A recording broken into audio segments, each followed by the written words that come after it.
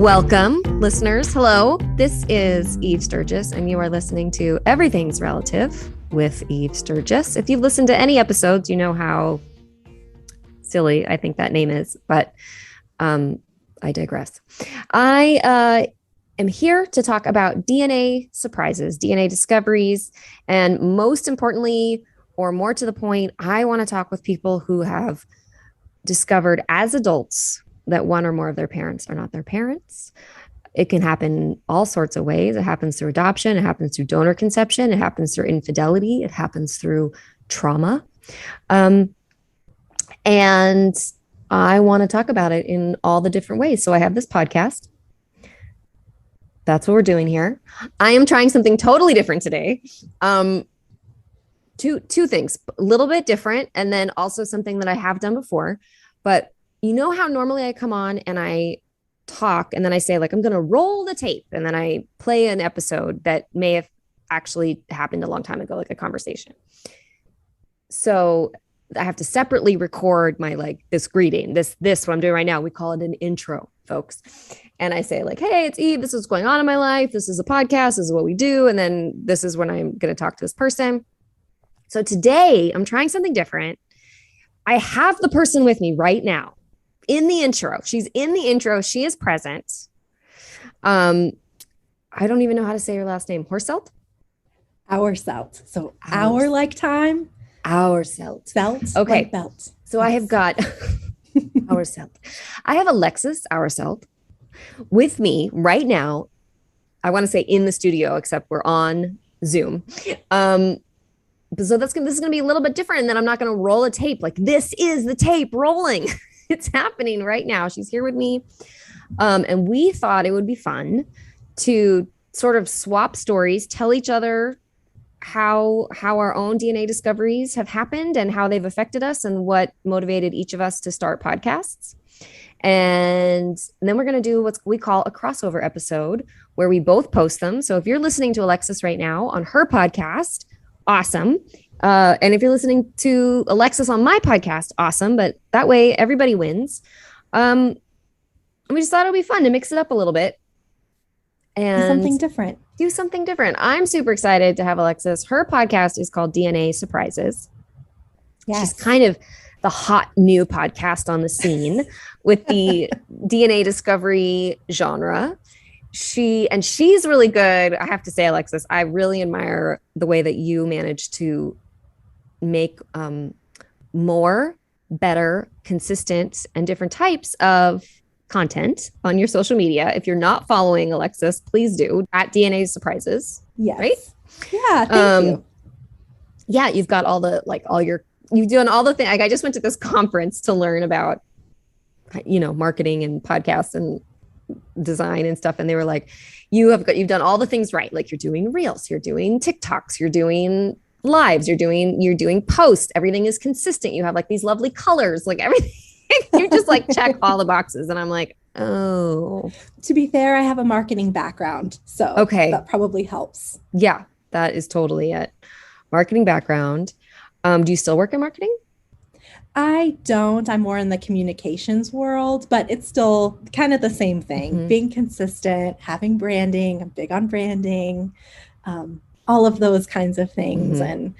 And it's fun because the podcast DNA Surprises is a little more serious because a lot of the stories, it's people sharing their stories and their traumas, and it's heavy. And so with the social media side, I kind of like to have fun with it, post silly reels and, things like that to kind of lighten it up, because I think there's both parts, right? It can be extremely difficult and painful. And also I have to laugh sometimes. Maybe that's just my coping mechanism, but I also think that there is humor in some of the situations. So, oh my God. I mean, that's what I've been saying all this time. Yep. I feel like we are such kindred spirits. I think you've probably put more thought into it with your marketing background about how to make that balance. Like, I'm constantly struggling with how to encourage us all to laugh about it and also acknowledge the really heavy stuff. And it doesn't make sense to blend it in an episode, for example. I have received some criticism about that. And that's fine. That's fair. I'm just out here being myself. I'm just doing the best I can. But I like what Yeah. you've done. I like what you've Thank done. you. You know, when you Thank see you. someone do something and you're like, oh, that right, cool. So where are you right now? I am in Tucson, Arizona. You are. Okay. Yeah. That's what I Yeah. And thought. you are in California? Yeah, I'm in Los Angeles. So not so far. And sidebar, I noticed on some social media commenting recently that you said to some people, I can't wait to see you in July in Phoenix. Are you going to be at the Yes, retreat in I Phoenix? am. I Awesome. am. Cool. So am I I. know you're going to Okay. be there. Okay. Yeah. I'm excited to meet you. Yeah. Um, excellent. But hey, let me talk to you about something else really quick first. Did you know that I consider myself a casual vegetarian? Yeah, when I'm not making this podcast, I'm also not eating meat. Whether you're a vegetarian or not, you may have discovered non-dairy creamers, and I love oat milk. So I'm going to tell you real quick about Willa's Kitchen. Willa's was founded by two sisters who were tired of plant-based milks that were mostly made of artificial, highly processed ingredients and loads of sugar, rather than actual plants. Plus, their grandmother Willa's recipe used real organic ingredients to create a deliciously smooth oat milk, and they thought, why not bring hers to the world instead? As they started on their entrepreneurial journey, they kept learning more and more about the way plant-based milks are normally made. Heavy processing, loads of food waste, and lots of funny business, including ingredients like rapeseed and canola oil that they didn't want to be drinking or feeding their kids every day. The biggest shocker they found was that oat milk is typically made with the oat sugar, and the best part of the oats are filtered out. This resulted in oat milk with a super sweet taste without all the benefits of the oats. Willa's is made with the entire oat, which gives it a rich, smooth taste and maintains all the oat's protein and prebiotic fiber, which makes Willa's zero food waste. It's not just a healthier, more sustainable milk. It's super tasty. And I can tell you, listeners, they sent me a box, and I'm loving it. Willa's has been highlighted in Bon Appetit not once, but 3 times. Find Willa's oat milk at willaskitchen.com. That's WILLASKITCHEN.com or on Amazon. If you use the promo code Everything's Relative, you get 20% off and you'll be supporting this podcast. That's promo code Everything's Relative to get 20% off. Okay, thanks. Back to the show. Let's see. You've had a DNA discovery. We know that. We know that much. Yes. So why don't you just go ahead and give me the Cliff's Notes of your childhood, and then I'll give you the Cliff's Notes of my childhood. Sure. So I grew up a military brat. My parents were Air Force, and they met in Spain. And that's sort of the origin story that I was always told. They met in Spain. My mom got pregnant soon after my parents started dating, and they didn't get married right away. She wanted to wait. And they got married when I was 9 months old. So this was the story that I had believed. My mom is white. My dad is Mexican. So I grew up thinking that that was my racial background. I've been questioned on it my whole life, but I have 2 younger sisters who look fairly similar to me. I was going to say, you look like that. I live in Los Angeles. Yeah, you pass for sure. Yeah, yeah. Like pass. You look Mexican. You look white. Like yeah. I wouldn't question half Mexican at all. No, but you know, being biracial, it's ambiguous. My parents stayed married. They're still married.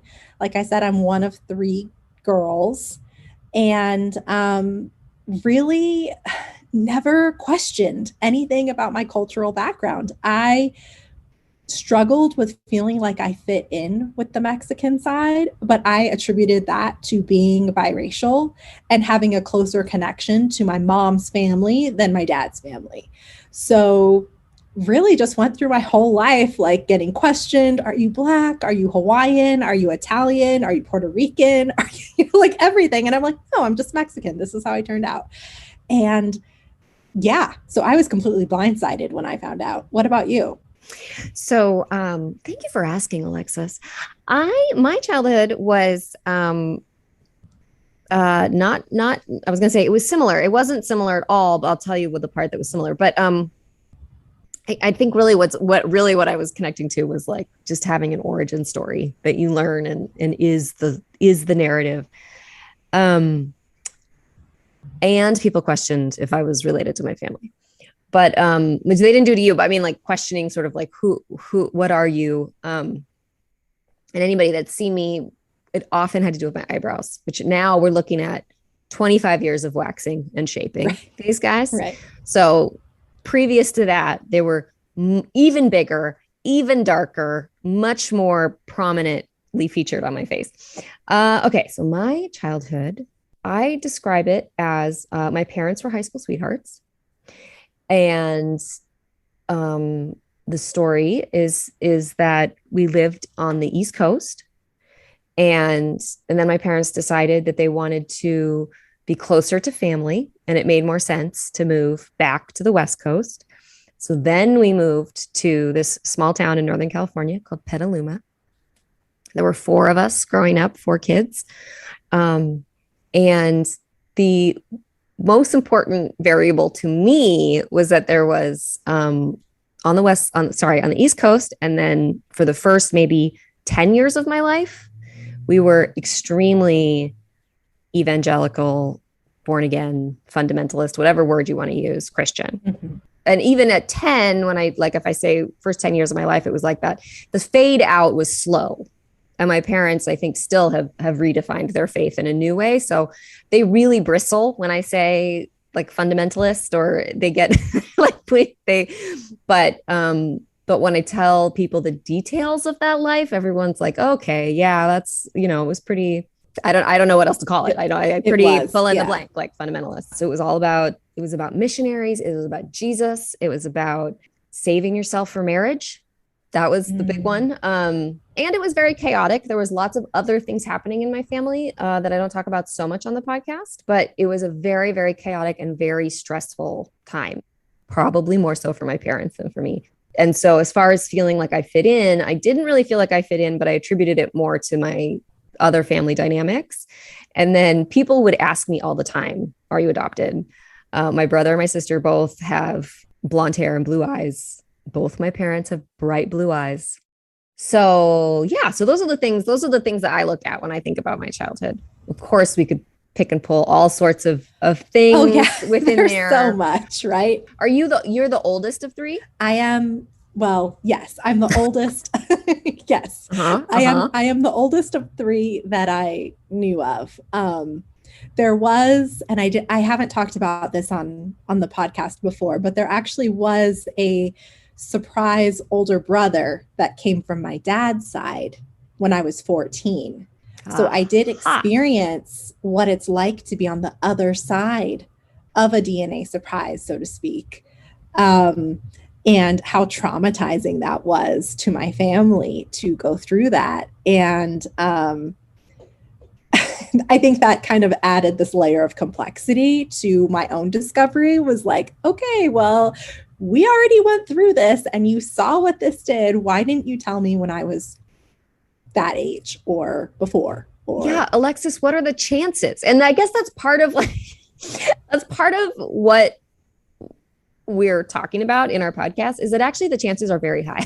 Yes, extremely high. The chances are actually very high that you've got a DNA surprise in your life. But if I didn't know that, and I hadn't been doing this podcast, and I hadn't been, within the NPE community for the past few years, I would be like, the chances must be like 1 in 10 billion that you would witness it and then experience it.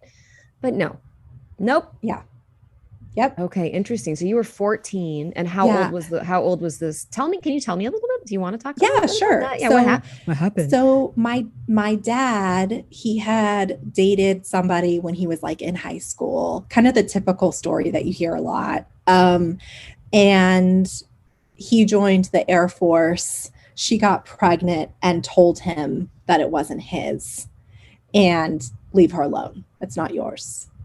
And knowing my dad, like, especially everything I know now, he is extremely noble, wants to do the right thing. So he obliged. I mean, he was going to, probably marry her. That's probably what he would have done, knowing my dad. But she told him no, it wasn't his.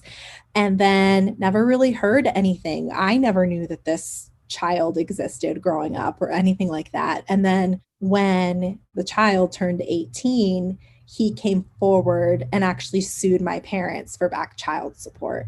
So that's how he was introduced, was through a lawsuit.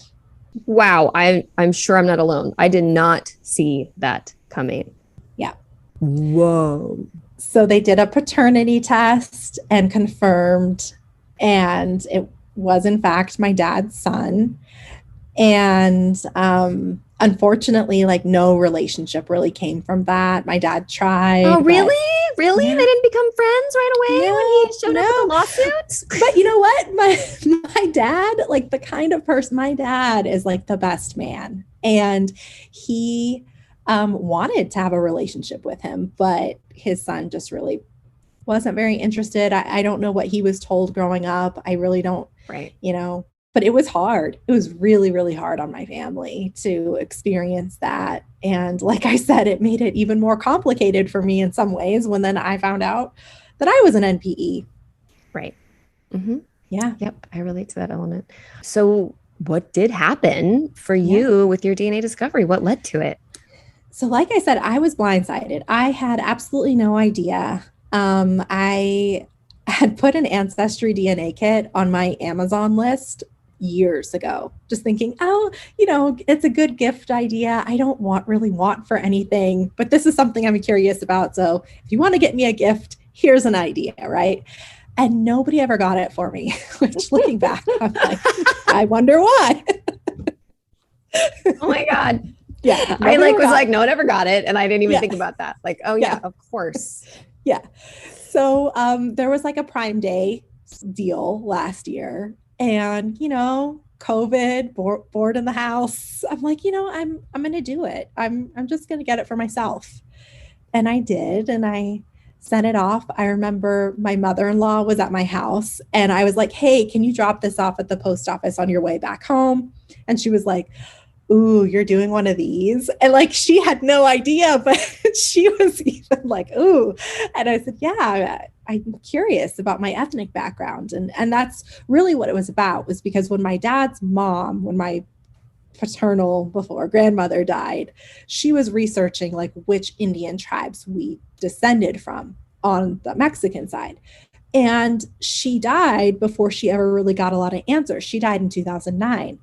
So I thought, well, I can find out some of this information. I'm really curious about that stuff. So that's why I took the test. And 6 weeks later, I'm like sitting at my computer. I work from home, about to join a meeting. I've just taken a new job, leading a team. Yeah. Yeah. And I'm about to put you in a leadership position. Yep. Right before those results roll in. Oh, yeah.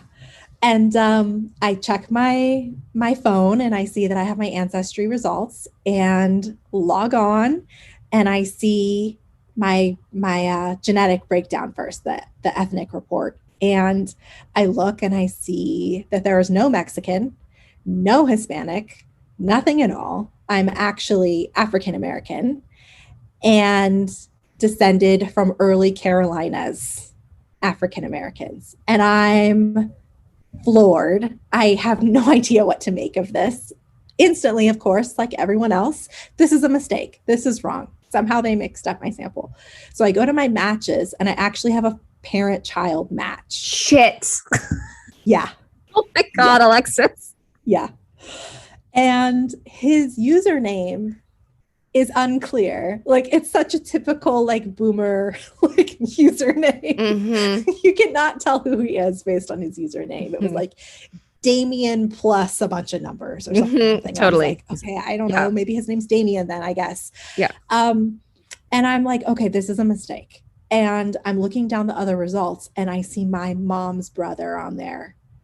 And when I saw him, the denial was so strong that I was like, it's a partial mistake. Yeah. I was like, okay, well, they messed up one part, but they didn't mess up the other part. Yeah. Totally. Right. Exactly. Totally. 50% totally mistake. Yeah. Yeah. So I called my sister, my younger sister, right away and was just like, this is what I found. She told me to call my mom. I called her. And I knew right away something was wrong because my mom's response was not what I would have expected. My mom and Mm-hmm. I always considered us to be very close. I guess I should have Mm-hmm. said that about my childhood. Very close family, very close to my mom. And she was just like, this is so shocking. Like, just like that, like just kind of dead. Right. And this is so shocking. And This I is was so like, shocking. That yes. sounds like a Siri voice or something. Yeah, I was like, this doesn't sound like you're shocked. And then I remember saying, is there any way that it's a mistake? And she said, what test did you take? I told her I took Ancestry. And she said, well, from what I've seen on Maury Povich, those tests are really accurate. And I'm like, are you joking right now? Like, I'm sort of freaking out. And with that, I had to join my meeting for work. Mm-hmm. Excuse me, So, Mom. Please hold. Please hold. I have yes. to go be myself in my real life.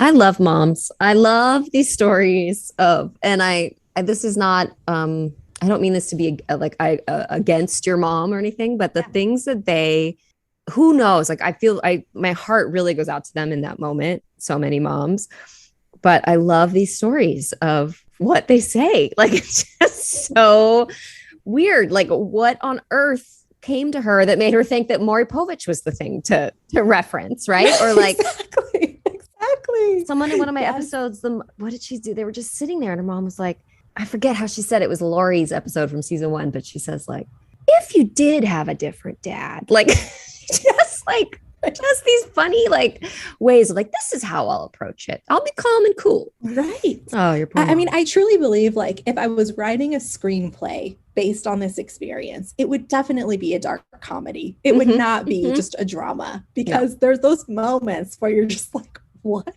That's so weird. So I got on my call. I was completely dissociating at that point. I don't remember anything. I don't think I said very much. Instantly, it was like calling my husband. Of course, my husband was out of town when this happened, and called my best friend.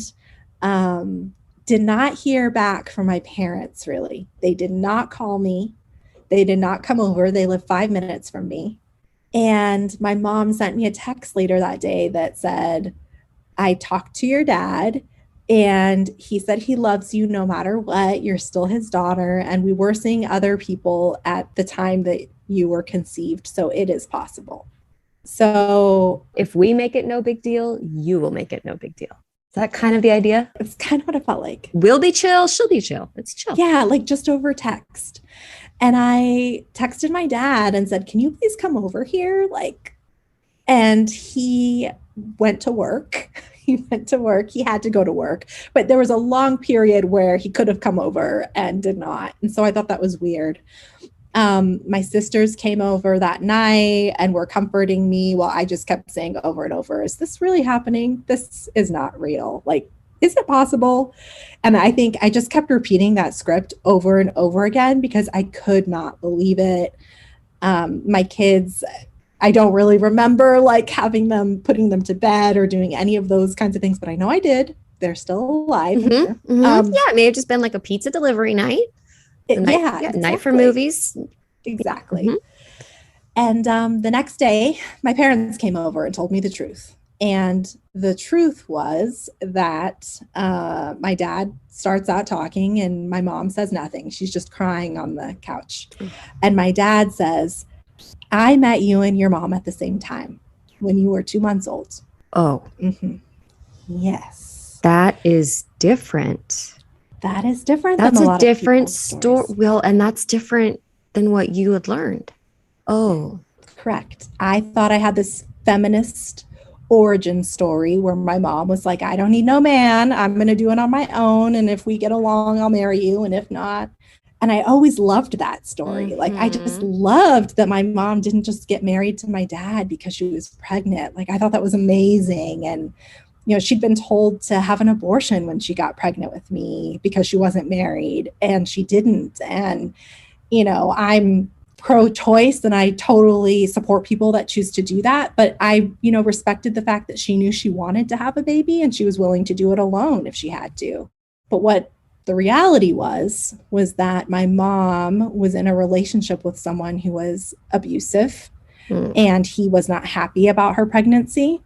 And I I kind of don't go into a ton of the details there, but she left him, went through the pregnancy alone, and then met my dad when I was 2 months old. And he decided he wanted to raise me. It does take a dark turn. It just took a dark turn. It does take a dark turn. I keep saying I didn't see that coming. But yeah, that was a left. I'm telling you, dark comedy. But so here's where we get back to the dark comedy part is the person that my mom was with was actually Puerto Rican. And I'm not Puerto Rican. I'm African American. Right. So I don't know the circumstances of what exactly happened around that time, if it was an on-again, off-again relationship or what. But that man who they thought was my biological father is not. My biological father, someone else. Guys, we've got a double MPE here in the house. Yeah. Double, maybe triple if we count your brother coming in on the other from the other direction. It's wild. So I'm sitting there. Rare. We do not see these often in the wild. No. So I'm sitting there on the couch listening to this story, and they just kept saying, like, we thought you were Puerto Rican. And I was like, well, I'm not. So close to Mexican. So close. Not different at all. Mm-mm. And I was like, I'm not Mexican. I'm not Mexican. I'm not Hispanic. And I'm actually Black. And you saw me struggle with my racial identity my whole life. How could you have just known this? And they're like, well, we thought you were Puerto Rican. Like, that was just the response. We thought you were Puerto Rican. And I'm like, well, I'm not. And Puerto Rican also isn't the same thing as Mexican. But they didn't know. And I know that is very heartbreaking for my dad, especially because he really felt like he was doing the noble thing. He thought he was protecting me from someone. Mm-hmm.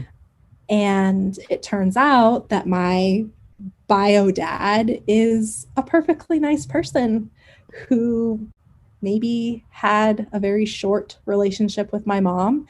They don't remember each other at all, which is kind of weird for me. But yeah, that's how I found out. Wow. And how long ago was that? This was in July of last year, 2021. Oh, hello, folks. We are not even 1 year old. No. Oh, it's fresh. Very fresh. Gosh, Alexis. Pardon this interruption. You know something I've been thinking about a lot over here at Everything's Relative podcast? Sex. So let's talk about setting the mood. That's right, the mood. You know, when you want to get intimate. Or perhaps after you've gotten intimate, be it by yourself or with a partner, there is something you need to have on your nightstand. MOD. MOD is redefining what sexual wellness and modern intimacy looks like. They are creating a whole new chapter in the outdated sexual wellness industry. MOD makes modern, body-safe, and high-quality essentials for before, during, and after sex. They have a whole variety of products, like vibrators, lubricants, and condoms. Their products are absolutely beautiful, with a lot of attention paid to design, sustainability, and simplicity. Basically, if sexual wellness has a name, it would be MOD. Honestly, these are products you want to be seen in your bedroom, instead of hiding them. And I don't know if you guys know how ad partnerships work with podcasts, but they sent me some products, and let's just say everyone here at Everything's Relative, everyone is satisfied. One of the coolest things about MOD is that it is a female-led Latinx-founded company. Their founder, Ava, created MOD for all bodies, all genders, all races. Dakota Johnson just joined MOD as their co-creative director. Hello! And guess what? You, listeners of Everything's Relative podcast, are getting a treat from MOD. As our partner, MOD is giving $5 off your first order on all products with the code EverythingsRelative.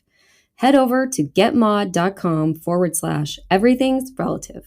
That's getmaude.com and use Everything's Relative to get $5 off your first order. Enjoy the mood setting. So what was yours? Oh, okay. Quick, jump to it.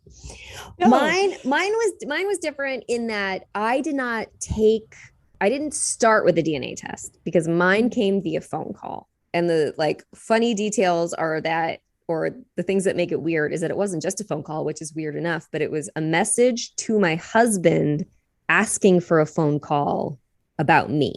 So my husband sent me it was a Facebook message. My husband sent me the screenshot and said, does this mean anything to you? And I was like, no, please call this person immediately. And it was a man who said, like, I believe I'm Eve's real father. And so then we took a DNA test because that seemed like the next indicated logical step to take. Like there wasn't, and I will definitely not say I wasn't freaking out, because I was freaking out, but I felt like there was no need to freak out and no need to create like total family destruction, or like if it was wrong. If he was wrong, we could just go on our way. But he was definitely correct. So I waited for that before I contacted my family. And I still was I was like very, very worried for my mom, because I had mentioned earlier, like we had a chaotic childhood, and I was just worried for their level of like stress. It was like they have had a rough go of it, and gone through a lot and faced a lot of challenges. And I just wasn't sure that I wanted to introduce a new one. Sure. And of course, now, like in retrospect, that's interesting because, of course, this is a chaos of their own making, and I was still hesitant. I feel sort of like a caretaking obligation to my parents, which I think a lot of people feel and a lot of people don't. But that's just like where I fell on it. Not so much that I didn't start a podcast, because I did. Yeah. But so that guy who is my real father, we confirmed with him that the information was like, yes, you are my real father. And then I said, okay, could you just like give me some time? I just like need a minute to take this in. And he said, absolutely. I completely understand. We've been waiting for you all this time. Turns out there's a whole family of people that have known about me all along. And then he died. Oh. So I never met him. And so I have I have siblings. Do you have siblings? New siblings? I do. I have 2 sisters and 2 brothers. Oh, an wow. older sister from a previous relationship. And then after me, he had 3 more kids. Mm-hmm. And I guess I should just because you sort of told the story of like your narrative, is that this person, my biological father, he did know my parents. There was a relationship of some kind, length unknown, or seriousness of it is like very unclear, but and it's the story that you hear so often in these rooms about them being extremely young, and my dad, the man who raised me, traveling and working extremely hard as a young guy and being a salesman out on the road. So he was gone for long lengths of time, and my mom being very lonely.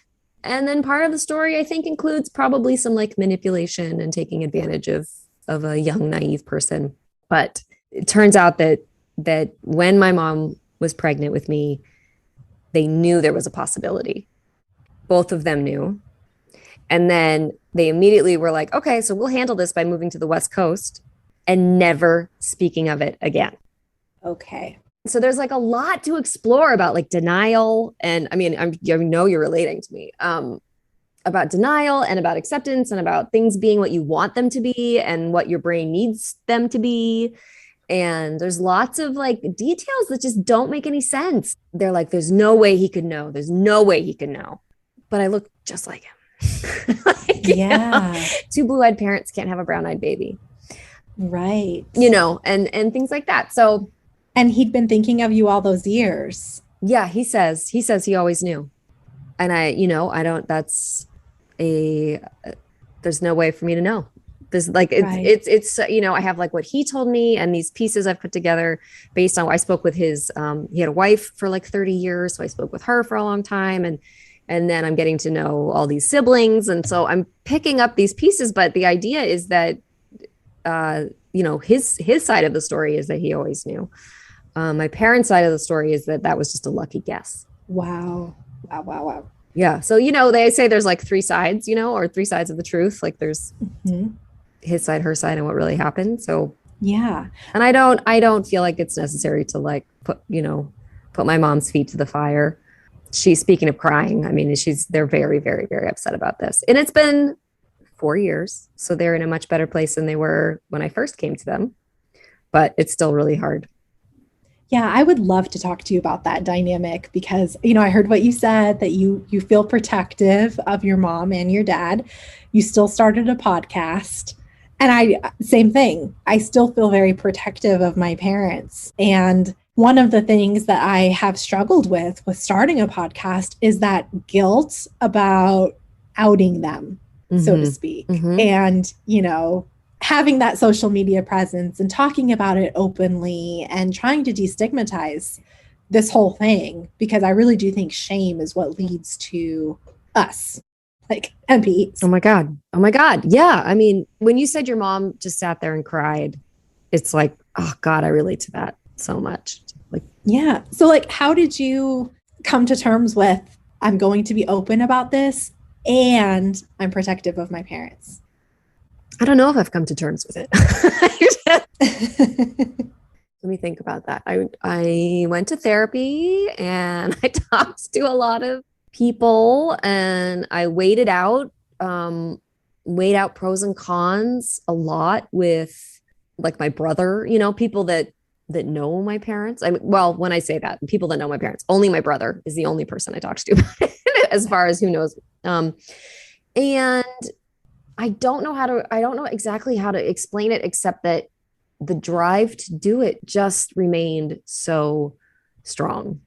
And maybe there was a little bit of comfort in knowing that a podcast is not as widely aired as the local news or I don't know, our like local radio station. Like I knew it wouldn't be, maybe there was a little bit of comfort in that and knowing that the demographic and the audience would be very specific.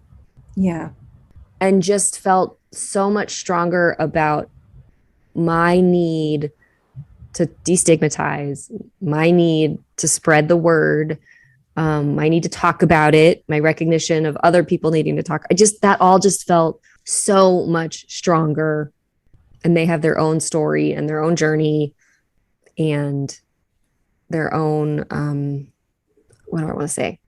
Their own understanding of right and wrong and what the right thing to do and the wrong thing to do is. And mine is different. Yeah. Have you talked to them about the podcast? Yeah. They know, a little bit. They know there's a podcast.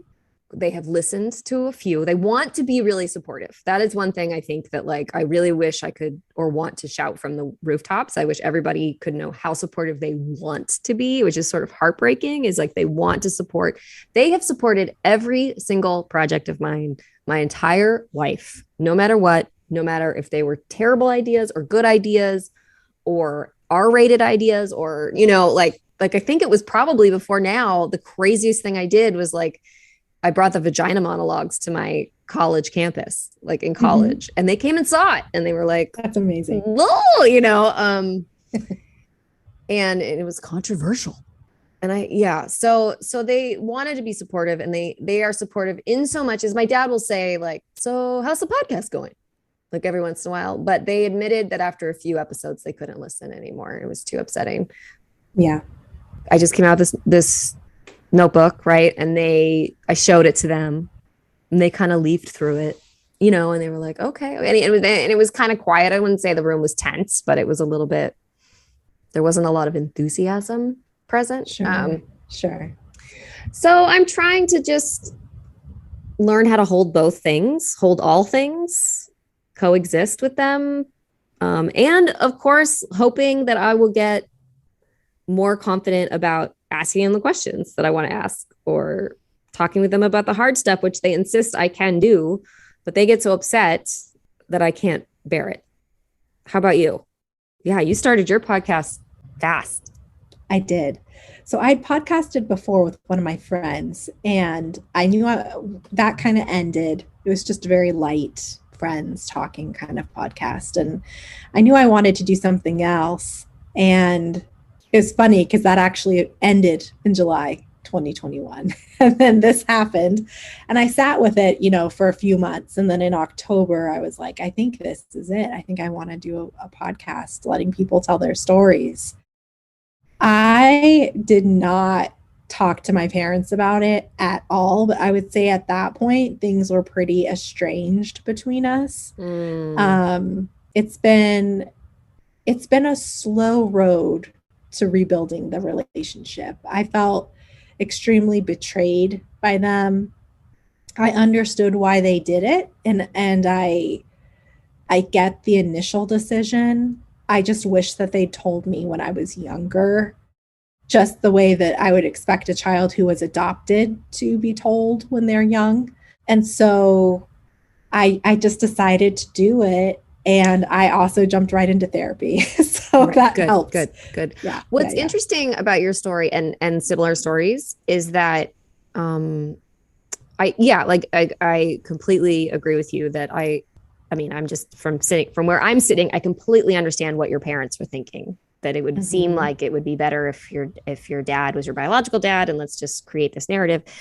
But also it's a really wonderful story in and of itself as the truth. Like, this man came and he met you and he loved you and decided he wanted to be your dad. So he became your dad. Yeah. Like, that is a wonderful story. So it's too bad. It's too bad that they thought the other way would be better, not knowing, of course, that Facebook and the internet and 23andMe was all going to come around 20 years later, of course, 30 years later, like but yeah. And that layer of it, I think too, that who they thought was my biological father was not, is really what complicates it even further, because they discovered then that they kind of robbed me of a relationship that I could have had and cultural experiences that I could have had. In Arizona, there's not a large Black community, and my biological father lives in Montgomery, Alabama. So large Black community there. Right. And there's a lot of things that I feel like I was not exposed to. And in a lot of ways, I feel even stranger about my cultural identity, because now it's like I felt like I never fit in with the Mexican side. And now I feel like I'm trying to play catch up with the Black side. And, it's funny because I always was drawn to African American culture, clothing, music. All of those things were things I was always into. It's really funny. My brother-in-law, when he found out about my DNA surprise, he said to my sister, well, hasn't Alexis always kind of been Black though? Okay. And I thought, it's true. I mean, it is kind of true. Like the whole nature versus nurture thing. There's always been some part of me that has been drawn to those cultural touch points. So far as I actually moved to North Carolina with my husband after we got married, because I just really liked it. His mom lived there and we wanted to try something new, and it felt like home to me. And then I found out that my biological father actually grew up an hour and a half from where we moved. Whoa. And you just find those things and you're like, oh my gosh, the unthought known. Yeah, the unthought known. I love that. Yeah, absolutely. I love it too. So yeah, my dad has liked the posts about the podcast, when I do those kinds of things. My mom hasn't said anything about it at all. Interesting. I don't expect her to, but I think the way I view it is, it's my story. I'm not putting anything out there about them that I would consider embarrassing. I'm very hyper aware due to my childhood about how the things that I say affect other people. I really don't want to cause any additional shame for her, because I know that a lot of this is wrapped up in shame. But one of the things my therapist told me that I just love is that some of us have to heal in front of everyone so that other people don't have to. Yeah. Oh, I love that. Yeah.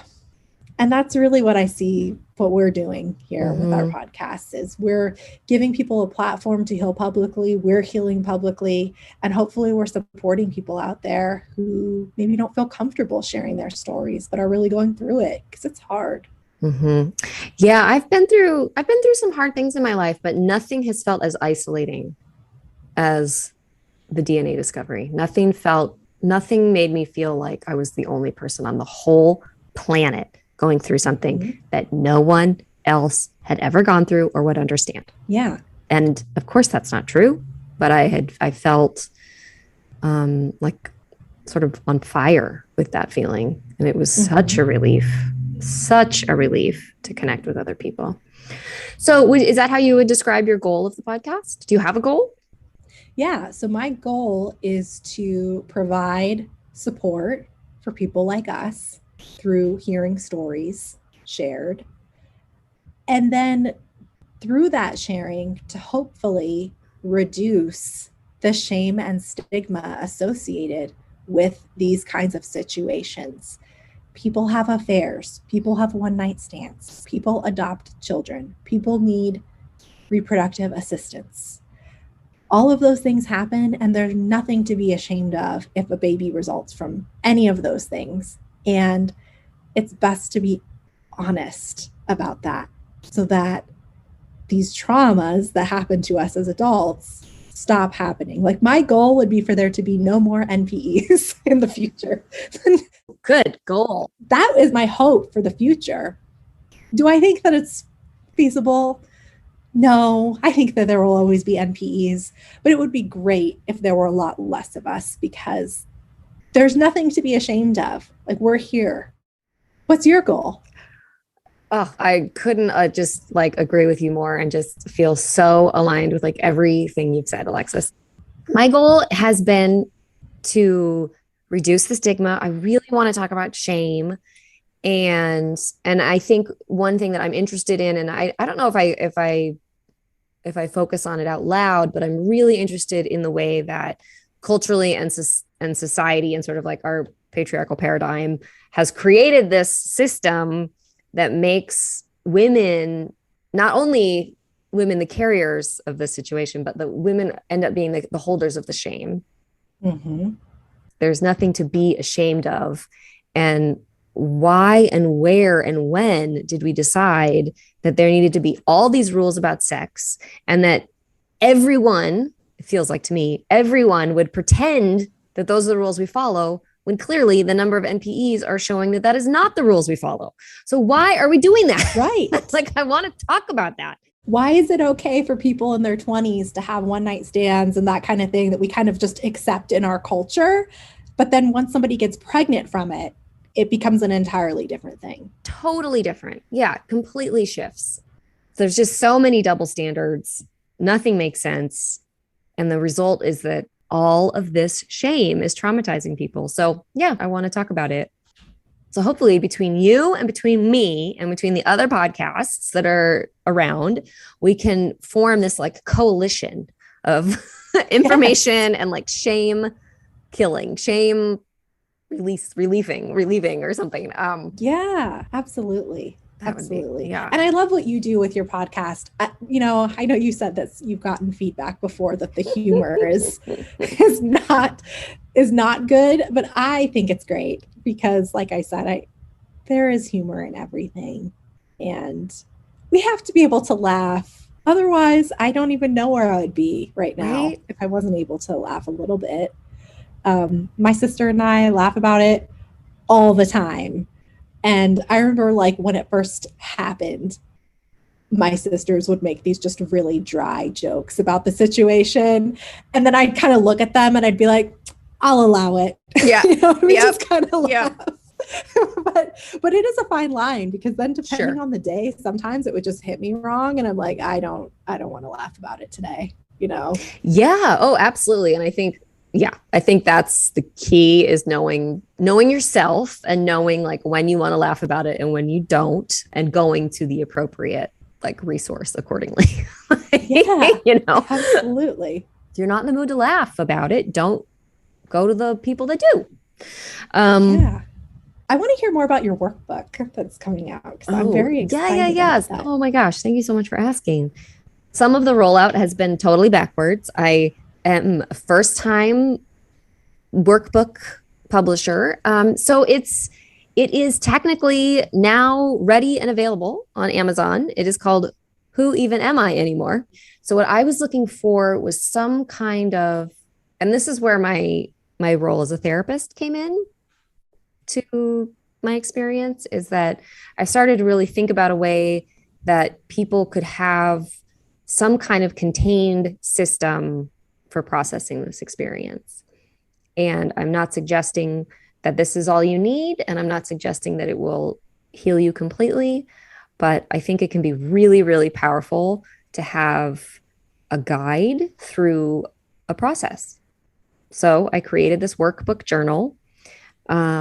It's got questions that are sort of open-ended prompts, and then it's got blank pages for you to write. And I really encourage people to not think about it too hard and to write whatever comes to mind. Or if they can't write, they can scribble. Or if they can't scribble, they can get some crayons out and draw something. But I really believe in containment. And this is a tool that we don't have in the NP community, haven't had until now.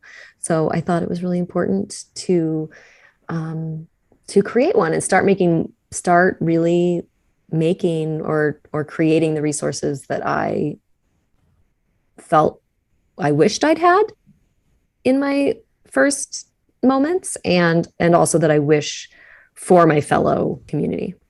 I love it.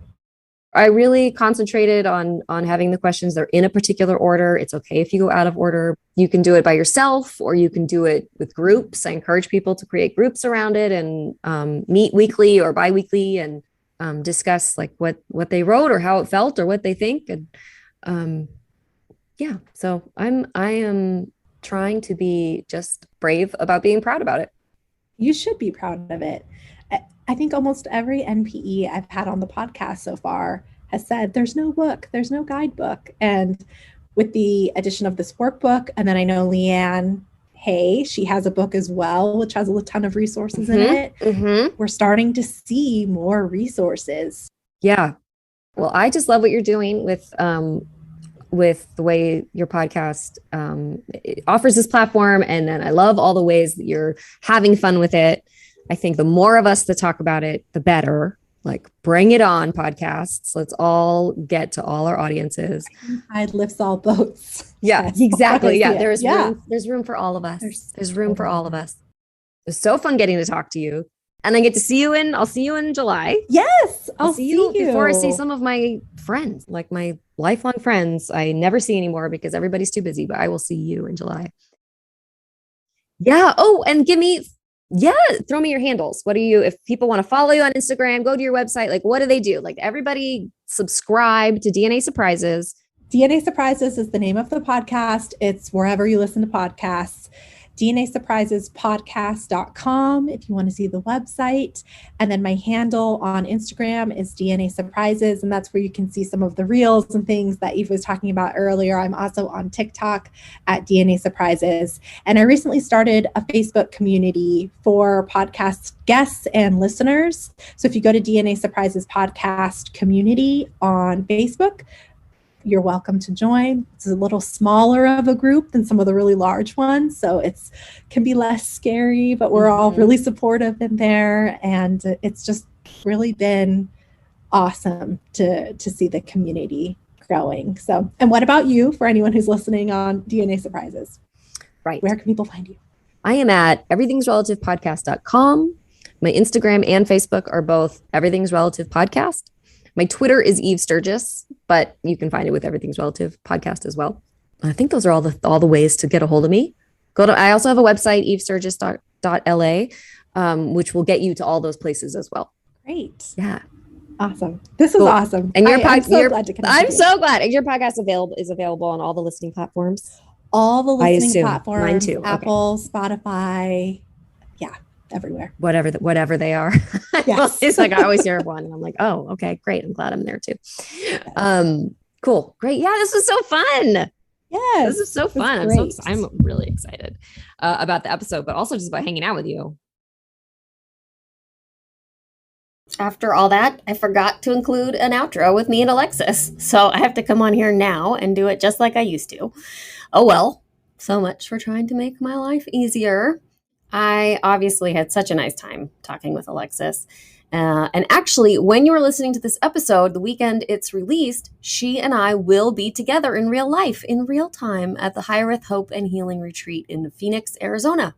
It's the same weekend. I bet we're having a really fun time right now.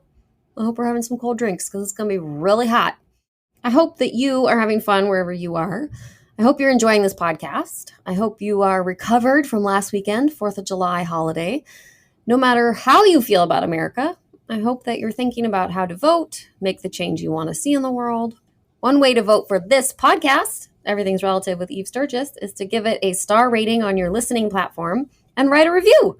It's such an impactful way to support me, if you can believe it. And now that you know about DNA Surprises with Alexis, go find that podcast. Make sure you're subscribed. Give her a review too. Okay, everyone. Come back soon. Thank you so much for spending some time with me to talk about the issues surrounding the lives of those of us who have experienced DNA discoveries. I hope you've learned something. I hope you have laughed. I hope you feel comforted. I hope you feel like listening to another episode soon. I'll be back. I'm Eve Sturgis. This is Everything's Relative. Bye-bye. Everything's Relative with Eve Sturgis is produced by Eve Sturgis and Kaylin Egan and edited by Joy Rumel. Logo designed by Ivy McNally, and music is used with permission from Goodbye the Band. Eve is a licensed psychotherapist, but her podcast episodes are not therapy sessions.